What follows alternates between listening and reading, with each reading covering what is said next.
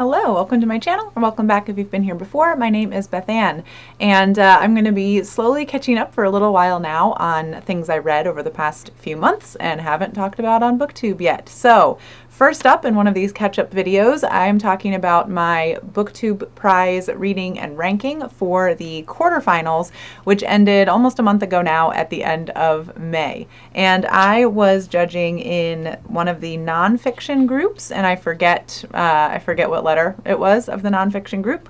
Yeah, let's dive into it. So the 6 books that I read in this group were All In, an autobiography by Billie Jean King, Diary of a Young Naturalist by Dara McAnulty, The Doctor's Blackwell, How Two Pioneering Sisters Brought Medicine to Women and Women to Medicine by Janice P. Nimura, The Empire of Pain, The Secret History of the Sackler Dynasty by Patrick Radden Keefe, Chasing Me to My Grave by Winfred Rembert, and The Little Devil in America. I didn't write down the subtitle. It's A Little Devil in America, and then I think it's something like Notes on Black Performance by Hanif Abdurraqib.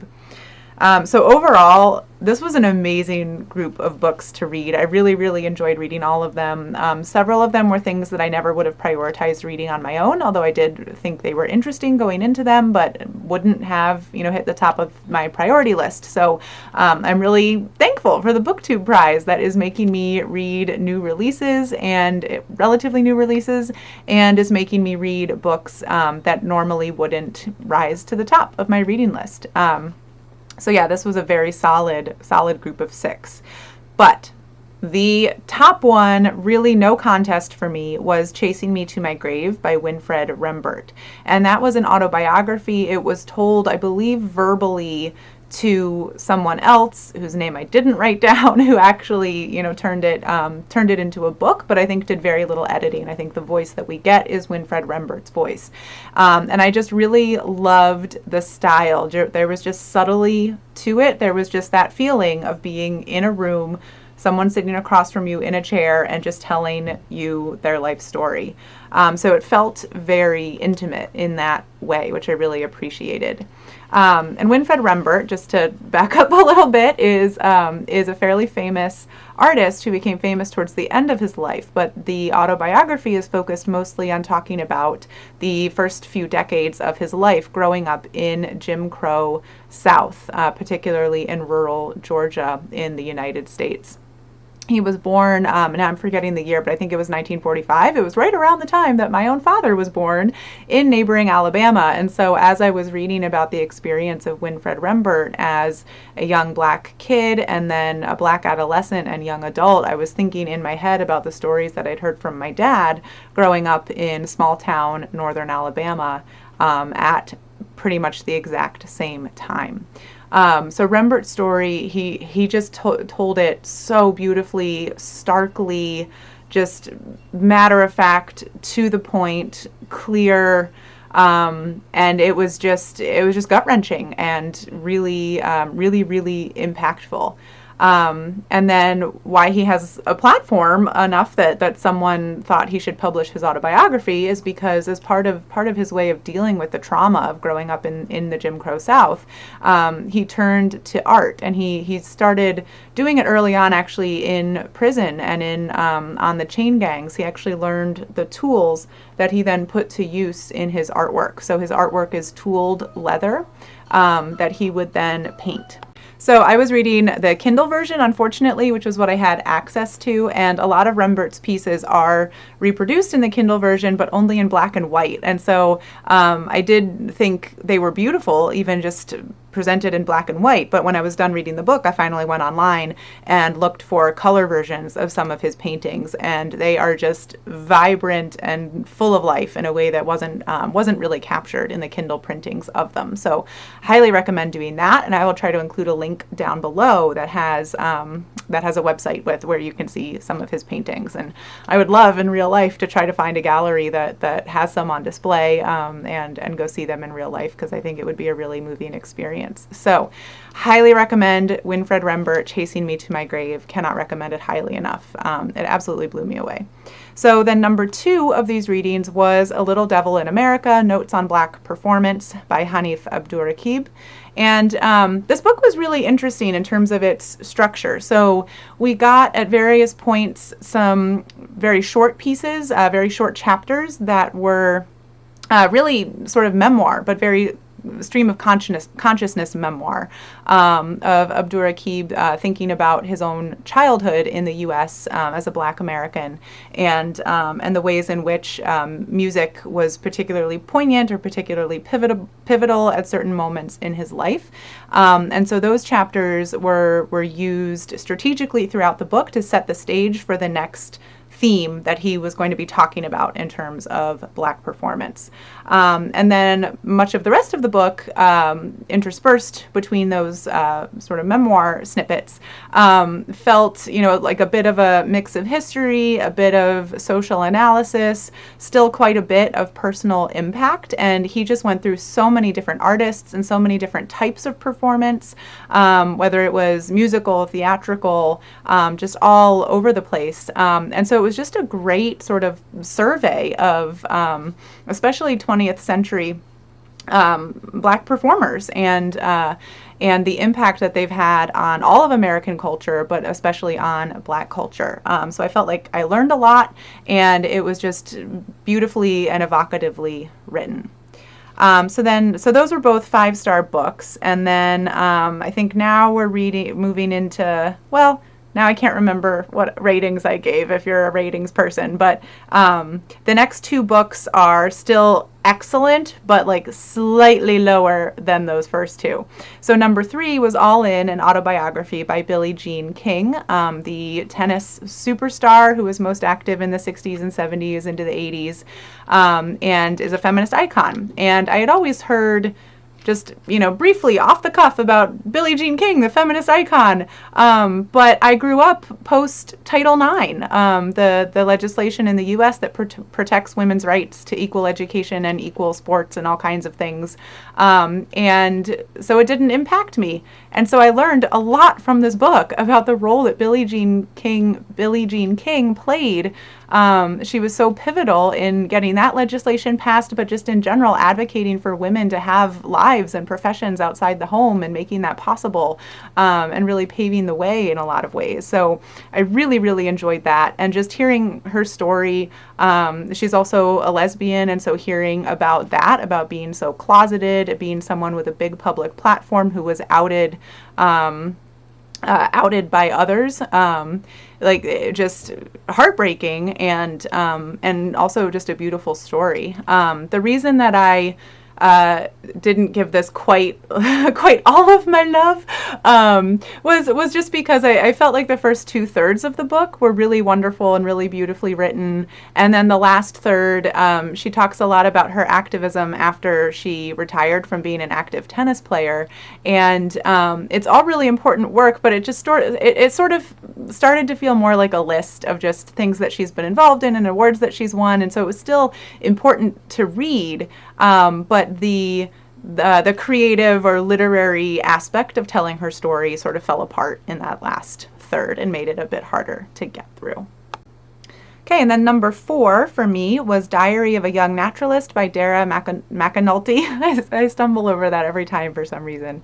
And this is a BookTube darling that so many people on BookTube have read and loved, and I read and loved it as well. Absolutely beautiful book, but just not quite as good as some of these others, which is why ranking these books really stinks for the BookTube Prize. But for those who aren't familiar with it, Diary of a Young Naturalist is a young man's, I guess he's like 15 going on 16, I think, throughout the book. It's just his day-to-day, week-to-week experience with nature, and it's particularly powerful because he talks about how nature is really grounding to him. So he is an autistic kid. Well, I guess now he's a few years older than he is in the book. At the time, he was an autistic kid. Now he's an autistic young adult. And nature is really, really powerful for grounding him and giving him a space to retreat to and a space where he can just be himself. And it's a really beautiful thing for his whole family, of just bringing everyone in his family together, and you can just feel like the love and support that they have for one another, and the real passion that they all have for nature just coming through the book. It's beautifully written, very lyrical, very poetic. And it just wasn't quite as highly ranked for me because it lacked really sort of an overall narrative. It's just a young guy exploring his thoughts and feelings, and using nature as some of the backdrop for doing that. And including a fair bit of just natural history and natural information as well. So it was an absolutely lovely read, fairly short. I would highly recommend it to anyone. But yeah, not quite as impactful as some of these other reads. Okay, and then the final two books were both 4-star reads for me, so they were great, but they weren't excellent. So of those, the one that I ranked number 5 is Empire of Pain, The Secret History of the Sackler Dynasty by Patrick Radden Keefe, which is also a BookTube darling and has gotten a lot of attention. And it's about the Sackler family and the Purdue Pharmacy company that produced OxyContin, and pretty deliberately got America hooked on opioids, resulting in the opioid crisis, where hundreds of thousands of people died due to overdoses.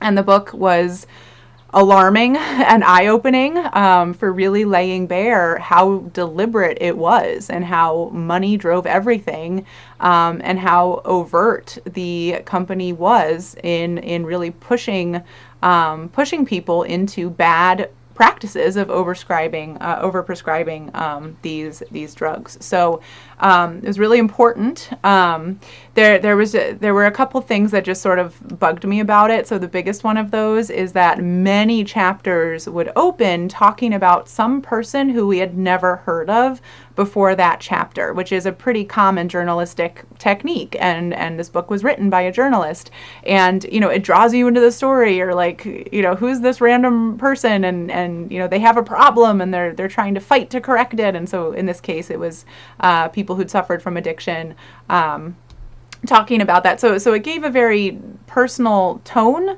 to the book in a lot of cases, or sometimes it would be one of the Sackler family members, and so we're just sort of opening, but it was overused. Like, I think that is a good writing technique, but there were just too many chapters that opened with, okay, who is this random person? I know you're going to tell me how I should care about them, and I'm going to be really convinced, but it happened too many times in the book, and that just started to drive me crazy.